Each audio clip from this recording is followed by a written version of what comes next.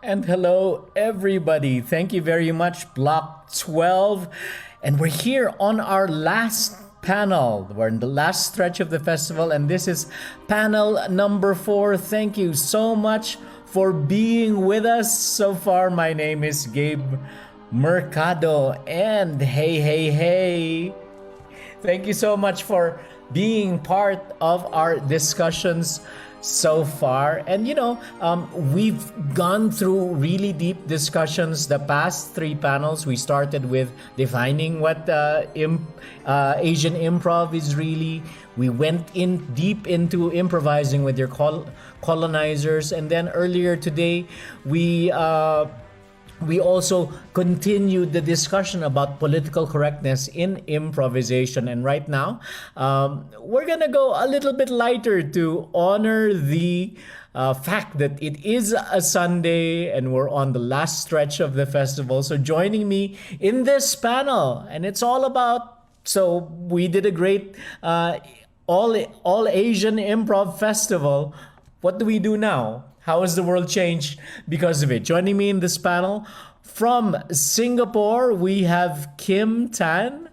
From India, from Delhi, we have Varoon Anand. And from Third World Improv in Manila, we have Monica Cordero-Cruz. So please join me here on this panel. Turn on your cameras right there. Hello, everyone, and I'd like to start. What are the best? And you can answer.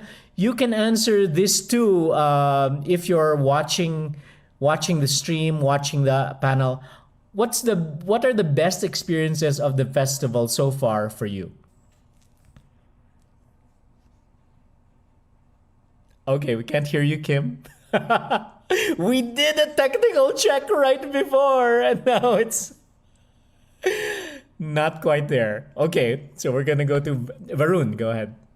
Yeah, this always happens, right? We check and then at the exact moment. I really enjoyed the festival itself.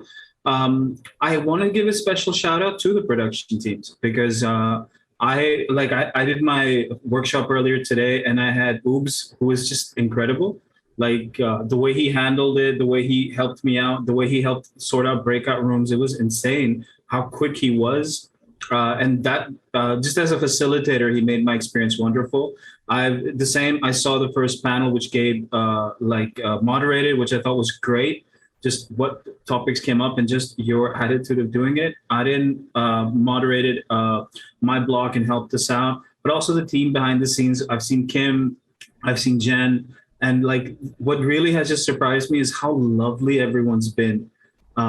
Everyone's been so sweet to me, so kind to me. I'm not that nice of a person. And in India, generally our experiences, once we get to the place, we're going to get into a couple of arguments, then we'll do our show and afterwards we'll be nice. But it's just been the most lovely experience. So just thank you for that. And it's just that warmth has been everywhere. I've seen that in the performances, in the panels, in the socials, everything. Thank you so much, Varoon. And these are all volunteers, by the way, from our community. And really, it's been so impressive and so heartwarming for us to see it because people like Monica and I, we're the old hands. We're the ones who have been organizing, the Manila Improv Festival for so many years, so many editions. But we lovingly let go this year and let the kids take over and run it, and they've done an amazing job. Kim, are you back? Yeah, I think so. There you go. Yes, you are. Turns out I switched it off without realizing. Tech. Old hands. Well, not quite there yet, but getting there. I think the one that really got me going, I think was actually the first panel, right? The one about Asian improv, because when I think Tim started talking about it, he was canvassing the community for thoughts and opinions. And I think I've had thoughts before, right? So when people come in and they bring their improv and then we start thinking, but I haven't really concretized it. So even in him asking the question, it started that conversation in my own head first, and then with other people. And then realizing that there's so much that we have thoughts about. We assume that everyone's okay with these things. But that conversation continued for hours afterwards. And I think that's really what the festival is about. You Yeah. bring people together, you celebrate what brings you together, and you have conversations that you wouldn't have otherwise have had. And that's really testament to how this festival has brought this community together in that way. Right. And that post of your reflections on that conversation actually sort of went viral with so many people you don't know actually No. talking about that post, actually. Yeah, Uh, Varoon had it forwarded to him. Is that right, ah, Varoon? Yeah. Yeah, our general manager sent it. He said, read this. I'm like, but I think this too. great. Monica, for you, what are your favorite parts so far? A lot. I really like to echo what Varoon just mentioned about the production team and what you said, Gabe. I love it. I love not having to work and just see everybody just work their own magic, and I feel that it's such even more special now because of the obvious limitations that the online space brings, and how everybody was able to just yes end it wonderfully. And so many things, the festival as a concept, how it has opened so many doors for us, just to show that such a thing is possible, such a concept is possible for us to be able to share what we have been hiding in our own section of the world, even if it is the biggest part of the world. How much of it has been shown, and how easy it is to just disseminate this information because we don't actually have to fly anywhere. So Yeah. that's really awesome. Of course, it will be nice to, we'll get there, but right now I'm really embracing that. I've also loved the panels, all of them, and yeah, just really opening up the conversations and the shows. I have to be honest though, my 30-plus-year-old body has its limitations also, but because it's online, I can watch the replays and I don't need to bug anyone for them, We which is never such a had big that problem. before. Yeah, we We never never had had that the ability before. to watch at your own pace and at Yep. your own time. I sort of like this because it sort of represents the old world and the oldies and the new guards in a sense because well, Monica and I are together in Third World Improv and Spit, and Kim, we've known each other at least probably 10 years Yeah, yeah. Yeah. from in person. But Varun, this is the first time that we came across, and for some of the Indian improv players. And what's it like for you, for us meeting like this, and for the first, well, I guess you could say for the first Yeah. time, although you have met in online workshops. To some degree, I mean, like, so I met Aya because she attended. We did a Harry Potter workshop, Okay. where she was there. And again, it was another interesting thing that we had picked a genre workshop, which Asians are really into. Like we know Indians are super into Harry Potter, and then we found out Aya is really into Harry Potter. And we're like, okay, we share something, and then you kind of go through this experience of seeing that we have this necessary evil, which is English, that kind of allows us to communicate to each other. And when we go, but what it really does is open up this door that we have a lot more in common with each other as Asians than we do with, say, European or North Americans in terms of our culture. And the fact that we have to use English is something that we have to go through. But what the festival showed me was, hey, I have so much more in common with improvisers from these countries when it comes to relationships with families, when it comes to how I deal with education, what my ambitions are, what I'm competing against. Like the same problems I'm having with my government or my healthcare are much more in tune with what other Asian improvisers are going through than somebody I'm talking to in London. What I eat has more in common, and that experience is really enriching. That feeling of feeling very comfortable in a room with people, going like I can totally express my identity, and the Asian mentality is like, hey, I'm curious, I want to know more. If I don't know, I'm gonna ask. And it's totally okay. But at the same time, I kind of know what you're going through. And that's the really enriching part to me that I'm just digging so far. Like a quick example, we did Bollywood improv today earlier. And there was a scene I was playing with multiple different improvisers. I kept switching them. There came a point where I believe there were 4 different Filipino improvisers, and they were doing their own separate scenes. And when I checked in on them, they were doing it in their own native language because they just had to use emotions. And just the fact that they could easily felt like, hey, I'm just going to do this in native language because what I need to play with is emotions. I could still understand what was going on and still offer feedback and say, hey, I know I saw where the emotional switch was happening. So that whole experience is like invaluable. It's something I really wish to be able to continue. So much to pick up from what you've just said. English language as a crutch that we use and a necessary evil to what we use. And something also that you sort of touched on yesterday on how in the past, even, I played with Kim, I played across the region as well. And sometimes we use a default American pan-European pop culture references that we kind of know that will be on the same page on like Harry Potter, etc. Right. And you pointed out that, oh my gosh, but there are more commonalities beyond beyond knowing Harry Potter. And you mentioned things like the way we have families, the way we have our families, the way perhaps we deal with our Asian mothers. I want to jump off of that, Gabe. Yeah. Leading in the days leading up to the festival, the improvisation Facebook group was super active and asking these kinds of questions. And I love them because there were a lot of different answers from all the different nationalities throughout, whether or not they were performing here. So just some examples were what is something that your tiger mother says? And then there's like, for example, there was a meme of Shrek. Of course, this is a Hollywood reference, but it's, I asked my mom to wake me up at 6 a.m. And then I asked my mom to wake me up at 8 a.m. and she opens the door and Shrek is, it's 9 a.m. Oh, it was you, Varoon. Oh, I love that. Okay, yeah. So it's things like that. And then what dishes do you serve in your homes? And so many things that just these little tidbits of information that they may be different, but we do have a recipe of that's similar to us, or my mother is like that. We need to have good grades and all of that. So it was so wonderful to just see just to create excitement, and oh boy, how it has delivered. So that was wonderful. Thanks for that, Varoon.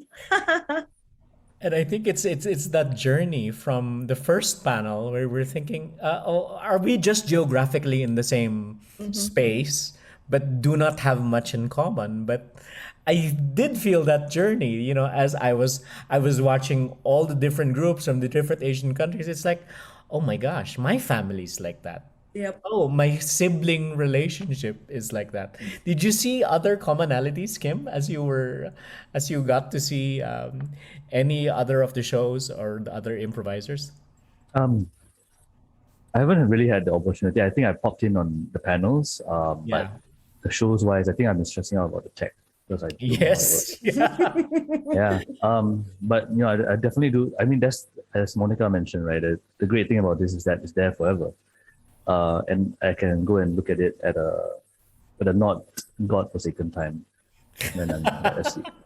Yeah, which I think that's been, I guess, for me, the most challenging part about this new pandemic era improv is that a lot of it is in time zones that are very hostile to Asians. Maybe I could phrase that differently. But, Yep. Yeah. Yeah. So actually having this at 8:30 p.m. that's amazing. I think it's the first time I've done online improv at 8:30, and I'm still awake normally usually.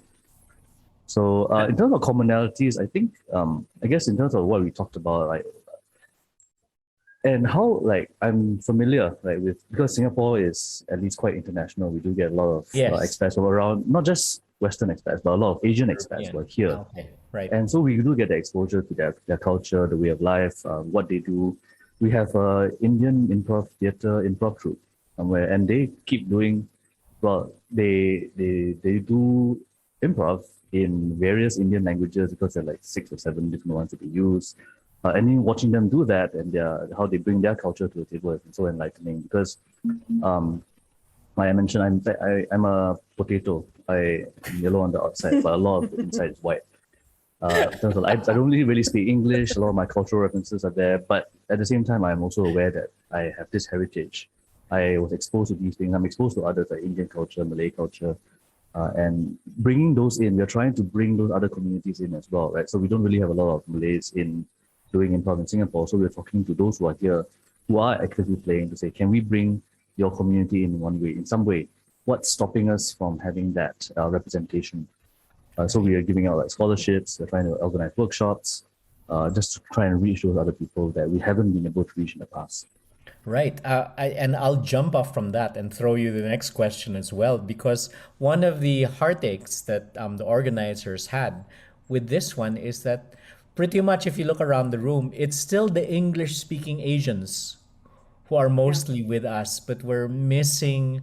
Although Japan has participated quite well, we are missing improvisers, more improvisers from China, more improvisers from Taiwan, etc.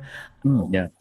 How do you think can we include more non-English speaking groups or improvisers? Oh, that's And you in the fascinating. audience can. I'm sorry, I'm buying you time to think about your answer. But in the audience, if you have suggestions on how we can do that, perhaps in the future, please feel free to comment. I think Kim and the rest of the Singapore contingent were able to do a workaround when they do their shows in studio and just show it, because it's from the planning with which we are involved, Gabe, no? Remember how some of the gaps were in the tech. So thank you, Kim. Okay, thank you, Kim, for being here. And but because they are already meeting face to face, they're already doing shows face to face. So that's where the problem lies. So they're not very comfortable doing it online, etc., etc. But what it seems like with what ASAP has just done successfully was to, it's like a hybrid thing. So maybe I hope this opens up an opportunity for them also to join us. You were supposed to feature Guts from Taiwan in the last Singapore festival, which of course we know what happened. I think broadly speaking, so if they're already meeting, I think our first, when I reached out, we were like, is it Zoom Prof? We don't really want to do Zoom Prof because if we can meet face to face, and we've been having to live stream because of local regulations for a while. So we had the capability, very kind of skeleton capability, but we had that. So we wanted to do that. And we worked towards being able to do that for the festival. And fingers crossed in our half an hour's time, we'll figure out if it works. But some of that is also about language. And language can be a bit of a barrier, right? So something we're going to try later is to provide subtitles for our Mandarin component. Sorry. I saw your reaction right there. Stress. You look like you realize how much work that's going to be. What did I just say? So I'm doing the subtitles, so it will be wrong. I'm certain. Because in practices, Tim uses words that I don't know. So we'll see how that goes. But it's also a little bit confusing. We're still trying to kind of wrestle with the tech a little bit, but we can provide that kind of thing. Then if people are able to improvise in their native languages, that allows us to bridge the gap a little bit more. I think we also particularly wanted to do that for this because we knew that you guys are in the Philippines and we can't assume everyone can speak Mandarin, even bad Mandarin. So we had to provide that to reach for our audiences. The other parts of that is just how can we accommodate? What are the gaps that are lying there? What's preventing them from reaching out and doing that with us, right? So the Chinese groups. I guess Chinese groups it's hard because Facebook is banned in China, I think. So there's a whole thing. Yeah. And then for Taiwan, if the tech is not quite there, then it becomes a little bit problem. But I mean, these things can be solved. I think without too much investment is possible, but then it needs to be an easy way because I know that I spent days just looking at these machines and going, I don't know what this does. And that's not the easiest thing to bridge. You're of my generation, Kim. Yeah. Your improv history is really, you've done it in different languages, Varoons. How do you navigate around that? Well, I mean, my improv journey started in Panama. So my very first team was a very integrated team because there was English people, there was Latin American people, there was the random token brown guy who was me, and like you had this immediate mix, and I've always had that, and it's something we've kind of carried forward. I'm a Spanish teacher. A lot of my performers who joined came through Spanish learning because improv was a way of applying language learning. Like the reason they came to improv was because it was the only thing. Being an Indian, what are you going to do? How are you going to practice Spanish? Improv became a way of practicing. So then we took it to Hindi to see, hey, because what improv does when it comes to language is that it forgives mistakes. It encourages, in fact, experimentation. It tells you that no matter what you say, we're going to build with it. So it takes down these barriers. But there was a very different thing so we created a program called India Improv Ensemble, where we brought in performers from all over the country. And we kept saying, we want you to express yourself in native language because we don't understand. Like Siddharth will be there who speaks Kannada and Tamil. Veena will be there who speaks Malayalam. And I don't speak that. And there are a bunch of other people who don't. You need English to talk to each other. We need English to talk to each other. They actually will. Hindi is such a hegemonic, dominant language in India that they can. But we don't want to enforce that hey, because you speak Hindi, we're going to start doing Hindi. But what we started doing was seeing what can we do with the language that you're still going to express yourself in your language, and we're still going to build scenes together. Now that was really fun, but there was a difference when we went to a festival. We attended a festival in the West, in North America, attended online. And when we performed, we were militant, screw this, we're going to do it in multiple languages. You're going to do Kannada, we want it there. When we came to improvisation, we had a different attitude. We're no, we want to connect with people.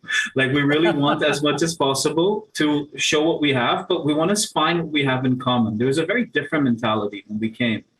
And what became visible to us as we were performing was also the variety of programming at improvisation.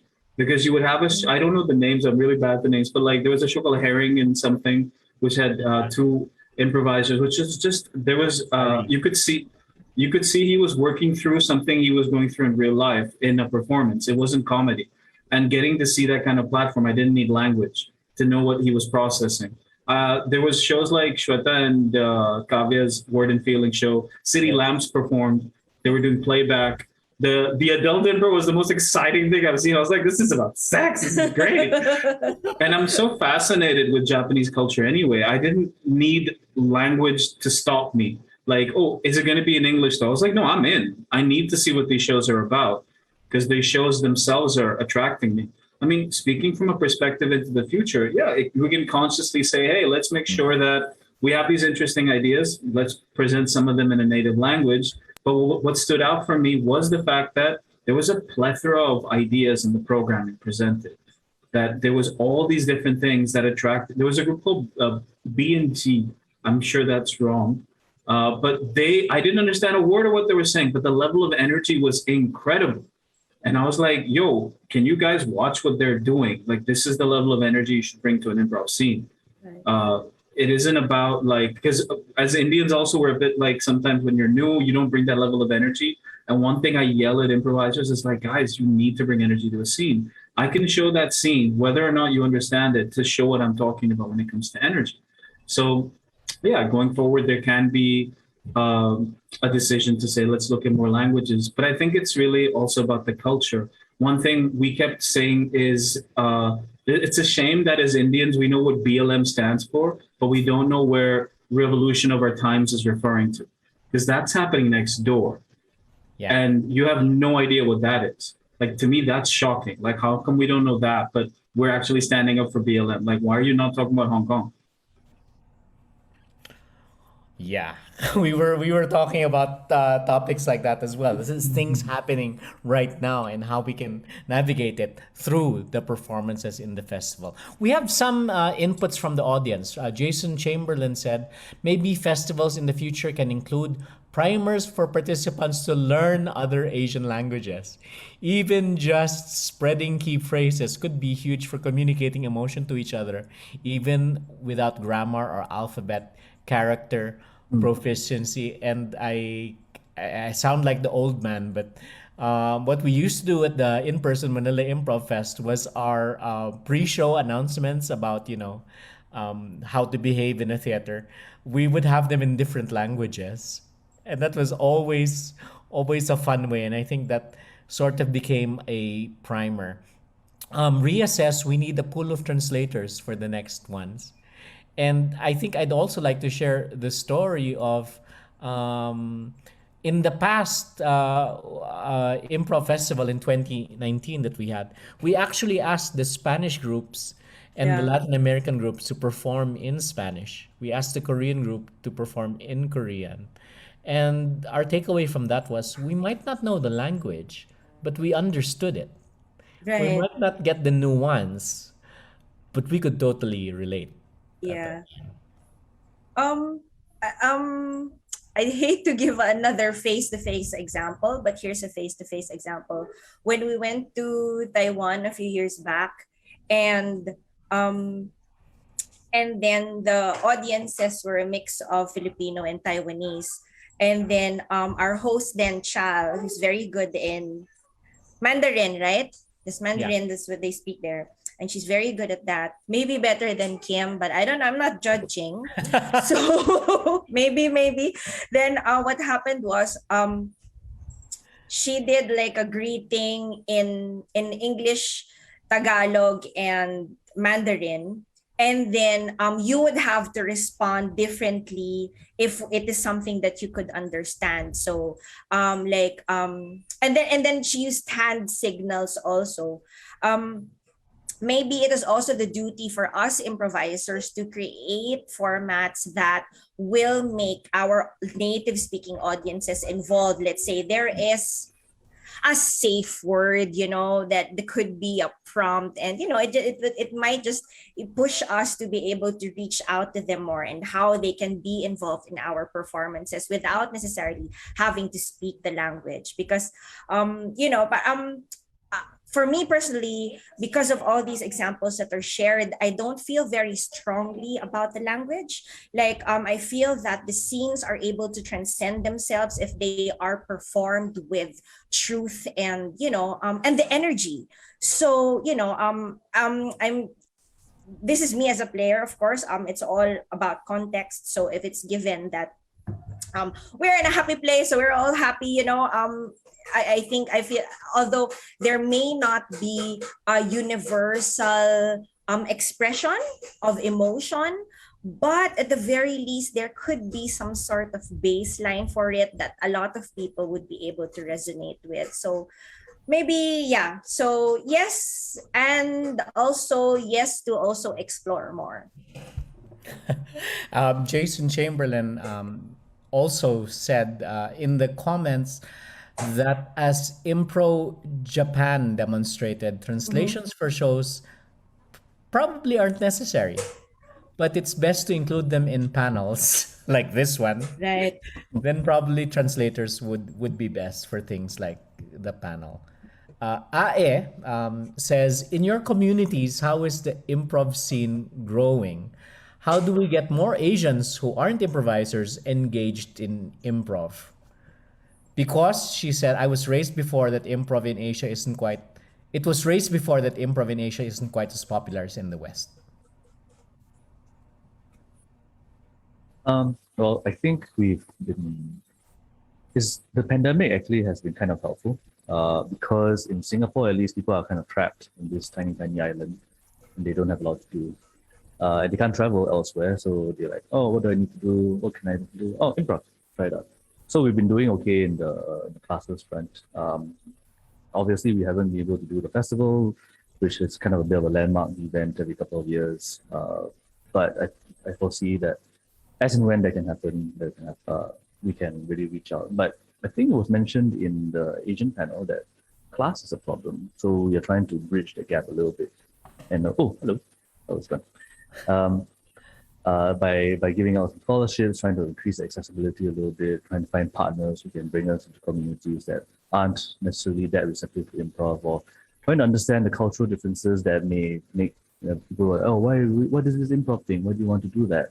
Why do you want to do theater when you can become like Is it finance true as person. well in Singapore what Lakshmi said, that improv, at least in Bangalore, is a very upper middle class thing in Yeah, Singapore? Is that it true? is. Yeah, almost everyone here, almost every improviser is university educated. I would say middle to upper middle class. So that's a big one for us, and we haven't really been able to crack that particular nut yet. Yeah, same for Um, us. Varoon, in your different experiences, is that true as well in Panama, in Well, India? in Panama already is problematic enough, and it is one of the highest economic disparities in the world. But um, in India, it's actually quite accessible too, because the entertainment industry is very it's something everybody wants to be in, right? You want to be an actor. In Delhi, at least, I don't disagree. I think Lakshmi's right about Bangalore, but in Delhi, it's different. In Delhi, it's very much you're gonna jump from here to Bombay someday, and improv is like we've been kind of successful at helping people understand that improv is an acting form, that if you learn to improvise, you'll be able to improve your skills. I've had multiple students who've gone on and studied at the National School of Drama, and they mentioned improv as the skill that made the difference between like learning classical monologues to improv. It was improv that allows them to have a better shot at in an audition, in getting inside the door. So in terms of accessibility, it's also like we are very accessible. Like we have scholarship spots. We are people who seek out and are open, and we do program in multiple languages. So there isn't that question of like economic access to it. The question is actually the problem we face is cultural. The in Delhi, because stand up is huge, and stand up has become like this career path for people. One of my students has become a very successful stand-up comedian. Like he has solos on Netflix. That also makes a very weird image of me because people come to me with that dream now. And it's like, yo, he worked hard. I did not write his jokes. But people have this dream. And that what it can do is that people see improv as a way of learning comedy to go on that path. And our challenge becomes no. This is we treat this as an art form. We treat this as a way of learning a skill set. We treat this as a way to have fun or for mental health or for all these different reasons. The students who come for mental health do come from a slightly more privileged background. That's because they're having conversations about mental health before they come in. But the students who come from the perspective of I want to act, they come from everywhere. Right. The difference is stand-up and comedy has exploded. Improv is still like it doesn't have that. It's the stand-up comedians who are doing improv. It's not improvisers who are doing improv.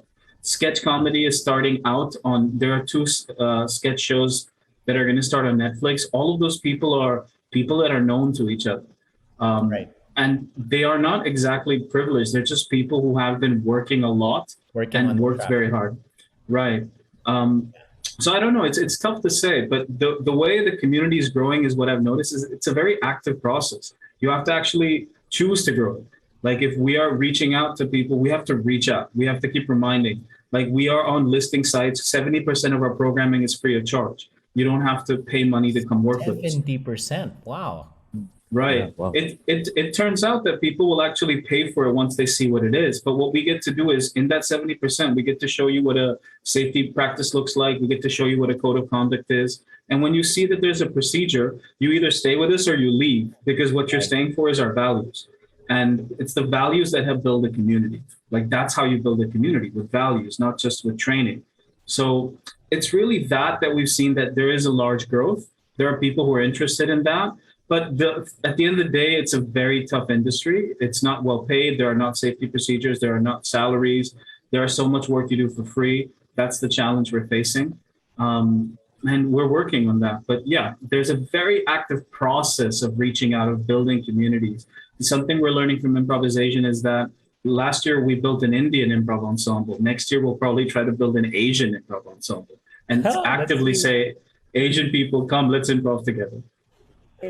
That could be one of the things that come out from here. There's a relate two things. We're down to about our last 10 minutes. We're gonna end a little bit early. We're gonna let Kim go because the Improv Company of Singapore is handling the very next block, so he has to get ready a bit before that. But we posted two things. First, we posted the Menti link among the comments. We're asking you, and we're gonna flash the answers a little later on. What were the best parts of the festival for you, and what can we do to keep the momentum from this festival going? That's over on Menti, and we're going to show that towards the end of this talk. Here's a question for people who are not Asians, but who commiserate with us, allies who want to play better among Asians. What should they keep in mind?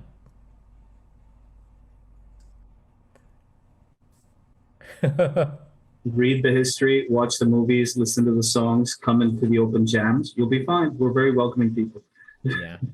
But like, if I go hang out with Koreans, it's because I've seen Korean cinema. I had this amazing, I used to be a journalist, so I was hanging out with these Chinese journalists. And like I kept mentioning like movies and stars I knew, and they had no idea who I was talking about. Because I kept saying, do you know Andy Lau? We're like, we have no idea who Andy Lau is. Okay. I'm like, it's because I'm using the English name. I don't know his actual name, how they would perceive it, right? So I was like, don't you like Infernal Affairs? They're like, we have no idea what you're talking about. Like, because it had a different name. Because I had seen the subtitles in English and I'd seen the movies in English. But when I told them the story, they're like, I got your references, but then I actually realized I don't know the Chinese names for those. So I'm like you, basically. Although I think you're right in that if they have if they understand the cultural touch points, if they make that effort, I think even just making the effort is so important. And even if they don't necessarily fully succeed, they can do that.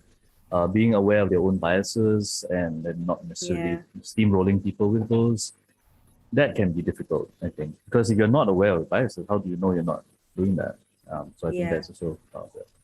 I think it's the responsibility of each person to educate themselves about it. So we're not faced with in 2014, why do you speak English so well? Parang it's like it's something that you should know. It's like it's their responsibility already, because why do we know these things about you? And it's not like we were born yesterday. So in the same manner, how we try to educate ourselves about what's going on where they are, it should be a two-way street. Just because there's more material going on about, the other parts of the world doesn't mean that whatever learning that they need to make of us is not available. Then do your work, and then just do the work. Just a really quick thing. I spoke with Oobs earlier today, and this is how the conversation went. Hey, Oobs, where are you? I'm in Hong Kong. Hong Kong, is that tough? No, I'm doing okay. But are you worried you could be censored at any minute? Well, I think it's going to be 2047 before this happens. But just those 10 seconds of conversation with Oobs told me about where he is. He introduced his partner. He told me 5-6 things about him that blew my mind. So I think anybody, and for Oobs, that was probably the most like random conversation, just no big deal. But I think that's the same thing as an ally. When you come in and you talk to somebody, I think as Asians, we don't mind the questions. You can ask me why my English sounds American accented. I will judge you, but I will talk to you. I will still have a conversation with you. And I think you shouldn't be afraid with Asians. Like, we're okay about it. You can come and talk to us, ask us about anything. Yeah. Yes. I'll just ask. But ask also as if we were intelligent, and ask not as if there are the things that we cannot do the same as you. It's the same passion. Okay, so you treat us like ask this. Yeah, treat us as equals, and not English. Come on, I mean, it's so easy, but it shouldn't be rocket science for them. I just want to point out, because I know that Mike Staffa is watching. Yeah, I was Mike gonna Staff, give that as an example, but go ahead. yes. Mike Staffa is from the Pirates of Tokyo Bay, and they are here several times in the past. And what they did is, in their very short stay here, which I love so much, what they would do is they would mentally prepare for their performance by riding the jeepney and walking in the alleys of Metro Manila. Like, even I don't do that. And they would walk around and buy things at the stores and stuff like that, just to even have like a quickie 6 hour life in the day of a typical Filipino. And then when they would come back and they would have these words and these experiences, it's just 2, 3, 6 hours. It doesn't take long, but I appreciate that so much, that when they come here and they actually do the work, and just so they're not so, they don't actually alienate from themselves from who we are. And so they try to assimilate themselves, even just for a moment. I really appreciate that. Yeah, there's good effort on their part. I'll just add one more anecdote to that. To the point of learning ghetto slang that we were surprised that they knew. For example, they knew the LGBTQ population in the Philippines. It's very free, etc., and celebrated and all of that. And one of the unique things about the LGBTQ culture is that the gay men have a language in Metro Manila, which is fun, and it's almost like a dialect.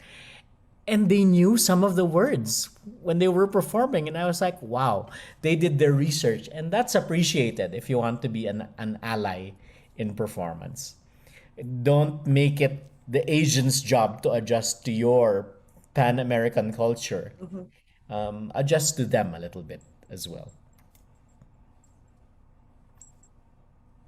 And wow, we also asked. We're 8:20, and we're down to about last 5 to 7 minutes in this panel before we let Kim go to handle the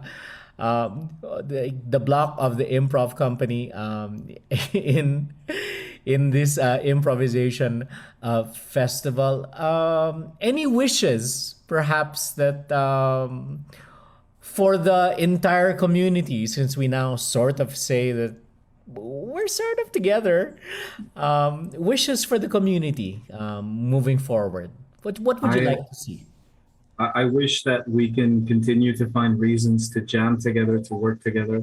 This has been really eye-opening in terms of knowing who's out there.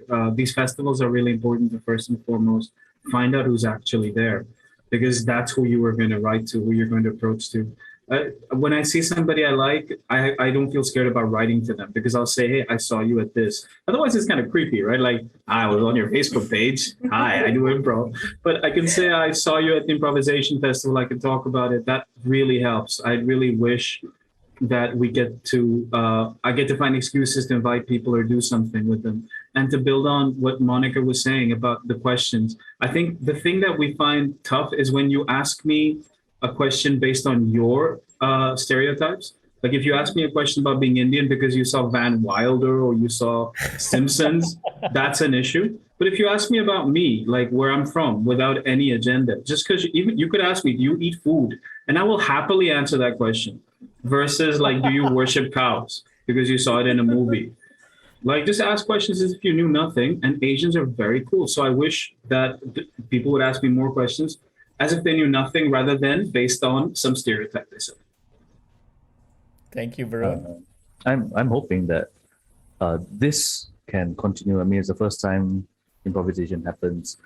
As and when we can meet again, even in the flesh, it doesn't necessarily replace it, because these things can enhance that ability to meet each other, to talk to each other, like Varoon mentioned, and to work with each other, so that we can advance that art form and figure out other ways to not just talk about the arts, but other ways that we can learn lessons from each other in terms of our political or our cultural struggles to figure out, can we advance together? Can we lift each other up? And not just, technology is great, like it allows us to build these gaps. Let's use those bridges to make something greater. And just to remind you, Kim, you're on the clock because Manila and Improv are and Singapore are close communities, and we sort of had an agreement before that we would bicycle years. In the years that there's no Manila Improv Fest, there's a Singapore Improv Fest. So you're on the clock for the next one. So I will say that I'm quite aware. I'm just like, I don't know. I have had these conversations and I've been warned to not commit to anything just yet. I mean, I would love to, but I take my orders. So, but yes, it is. I'm aware, and I really hope that we can see you guys get back here in Singapore sometime in the next year. Fingers crossed. We'd love to. We miss you guys a lot. Oh yeah. Monica? My wish is, of course, since the conversations have been open, there should be something written about it. So it will be there forever. So, let's write a book. And, it's easy for me to say it because I'm just saying it. But, we really should. It's time. And, to have it published, I remember this was a frustration of one of our own improvisers in our own community, Ria Puangco, saying there's not even a Wikipedia entry on Asian improv. So, just moving forward, things like that. I'm sure there are a lot of improvisers. Between the three of our countries where we're IT experts. And we speak English so well. So, we should totally do it. We're already here. We have connected, and it would be, just a matter of really spreading out farther so that we can write a book.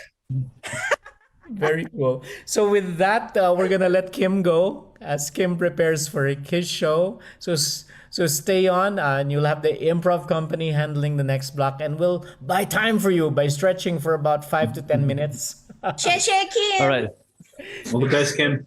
Oh man, that stressed me out a little bit. Thank you, and I'll see you guys real soon. See you. We actually posted on Menti the same questions. What are your best experiences and what's next for the improv community? And we're going to show some of the answers that our commenters put. So go ahead, Jen, you can show it. There. So far the answers are Team Chef, best experience from the festival. The panels and adult improv. Discovering common truths across Asians around the globe. Watching improvisers recognize the impact of colonization on safe spaces and how to move forward. I can't say enough how the panels brought out the necessary conversations. Watching the Shaping the Wheat, seeing that what can flourish when we're all meeting each other as equals. Not everyone understood the languages used in some of the improv acts, but they were still listening. Ooh, that's deep. Oh, I love it. Very, very deep. And we have more answers. Monica, do you want to do the honors? Sure. Letting people improvise in their own words, literally. And I think that's it. There.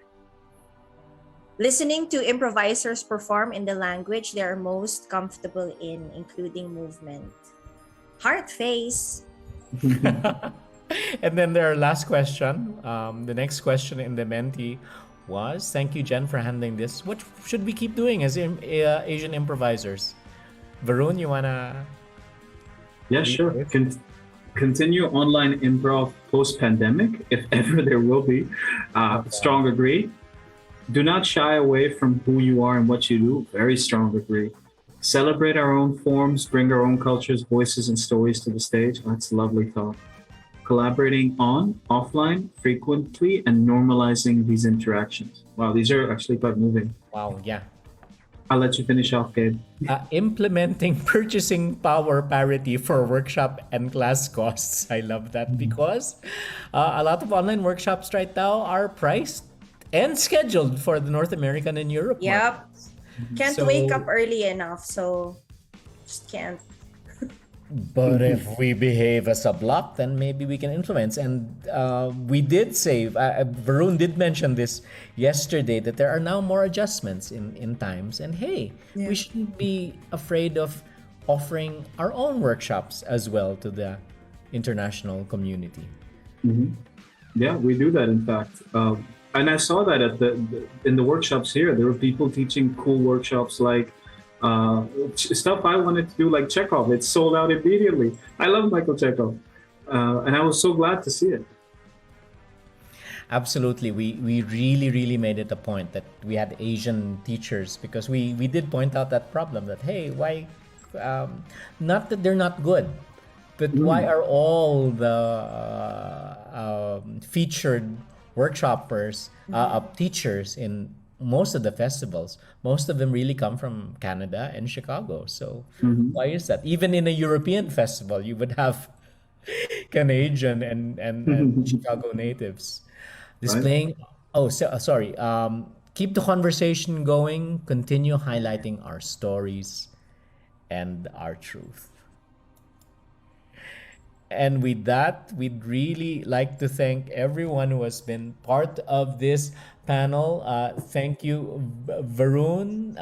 Thank you, Monica. Kim is already backstage preparing for the next block. And really, I'd like to take this opportunity to thank all the production people. This is the last panel. Such a well run festival.